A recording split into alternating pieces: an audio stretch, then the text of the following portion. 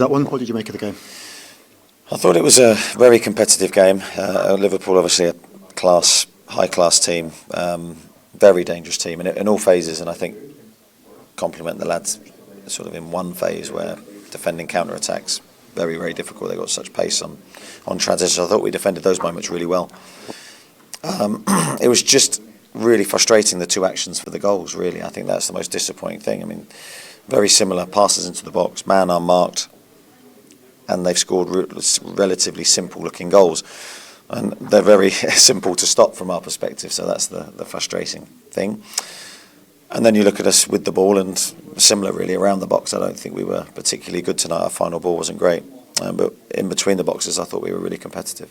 The first goal goes through two defenders' legs. The second goal it seemed to come when you were stretched, when the game was stretched for pretty much the first time. Would that be a fair assessment? Yeah, I'm not sure for the second goal. I think it's a careless giveaway from our perspective, and then I think we've done the hard bit. We've got everybody back, but we just haven't marked tight enough. And against quality players, if you give them time or space, even a yard, they'll punish you. And I think as simple as that from our viewpoint, which is something we'll try to fix, we'll work on. But in between that, I thought the lads gave their all. I thought it was a much improved display from our last away game at Manchester City. You know, with Manchester City, I don't think we performed in any metric. Today, I thought we were there mentally, physically, tactically. Just the little details, the two goals really killed us. And of course, when you are trying to damage them at the other end, Alexander Isak missing is obviously a blow. He travelled. When did it become apparent that he couldn't play, and how much did you miss him? Yeah, around lunchtime, I sat down, had a long conversation with him, and of course he wanted to play. But he was just feeling his groin and didn't feel 100% fit, so we made the decision not to play him. I think it was the right call. He's too important to lose for any length of time by trying to force him to play. Disappointing to lose him, of course, because he's such a standout player for us. So then it meant for a tactical reshuffle. We brought Callum in, obviously, and changed system. Thought the lads delivered the system really well. I'm very pleased with that. We've got real adaptability now. I think we've got various ways of playing, and it's good to have those cards up our sleeve.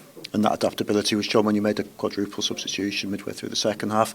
What was the thinking there, and how well do you think it did work? Fresh legs. You know, we're in a busy period with a lot of games, and I think we need to share the load and give opportunities to other players as well. And I'm not sure it was our best period of the game when we made the subs. I was a little bit disappointed with the last 20 minutes, half an hour. I thought Louis Miley did well and Kieran Trippier did well. But yeah, I thought we lost a little bit of control in that last phase.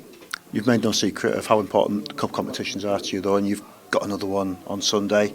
I mean, how big an opportunity do you see that as to try and get far in another cup competition? Yeah, it's a massive game for us because we want to continue with the good cup work that we've done this year. I think the FA Cup is a special competition, as we know. We're, I think, 2 wins away from Wembley, which would be a brilliant thing to experience again. So every focus will now go to that game, and we've got to prepare right. But with the league, still an awful lot to play for as well, despite tonight's result.